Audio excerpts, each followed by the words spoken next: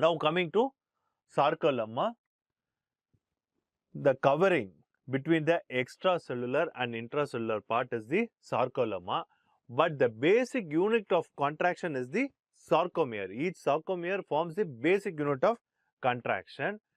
The sarcolemma or the outer plasma membrane separates the intracellular and the extracellular. This is extracellular, this is intracellular, and sarcolemma is a plasma membrane which separates the intracellular and the extracellular space. And the most important structures which comes from the sarcolemma is the T-tubule. The sarcolemma surrounds the cardiomyocytes and invaginates through the myofibril with the extensive tubular network which is known as the transverse tubule or T-tubule. And this T-tubule helps in forming specialized intracellular junction as well as communicates between various membranous system. It forms a junction between various cells as well as communicates between the various membrane. Now coming to the anatomy of the sarcoplasmic reticulum, you can see the transverse T-tubule coming inside and there is longitudinal sarcoplasmic reticulum, and adjacent to the T-tubule you have the junctional sarcoplasmic reticulum, and in between this transverse T-tubule and the junctional sarcoplasmic reticulum you have the cystine which forms the calcium microdomain, and there is going to be mitochondria which is one of the powerhouse as well as storage of calcium.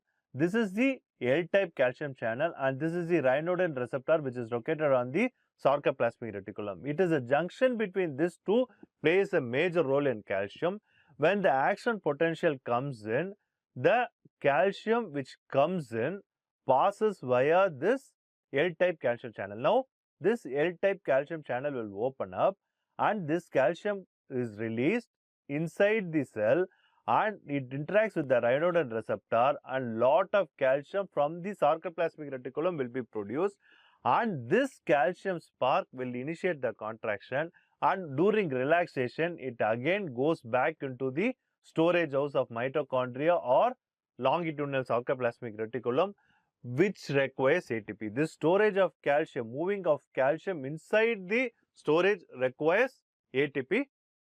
The sarcoplasmic reticulum plays a major role in calcium metabolism that is critical for excitation, contraction, coupling. The sarcoplasmic reticulum is divided into two parts, the longitudinal sarcoplasmic reticulum and the junctional sarcoplasmic reticulum. The longitudinal sarcoplasmic reticulum is involved in uptake of calcium for initiation of relaxation. After contraction, the calcium goes into the longitudinal sarcoplasmic reticulum, and the junctional sarcoplasmic reticulum contains large calcium release channel which is the Raaonlin receptor that releases the calcium store in response to depolarization stimulated calcium influx which occurs to the L-type calcium channel. From the transverse T-tubule you have the L-type channel which releases the calcium, and the Raaonlin receptor in the junctional sarcoplasmic reticulum releases a calcium in response to this calcium release, and there is a calcium spark.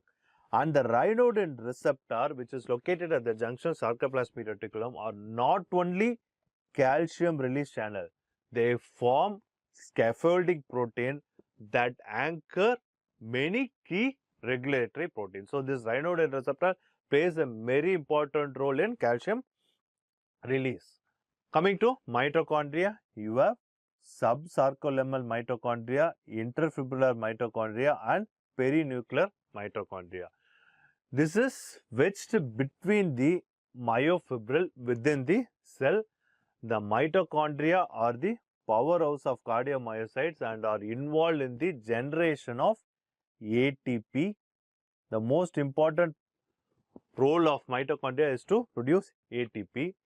In addition, it can accumulate calcium and thereby contribute to the regulation of cytosolic calcium concentration. It can act as a storage for calcium. Coming to nucleus, all the genetic information is found in the centrally located nucleus. The cytosol is a fluid-filled microenvironment within the sarcolemma, and consists of organelle, contractile apparatus and protein.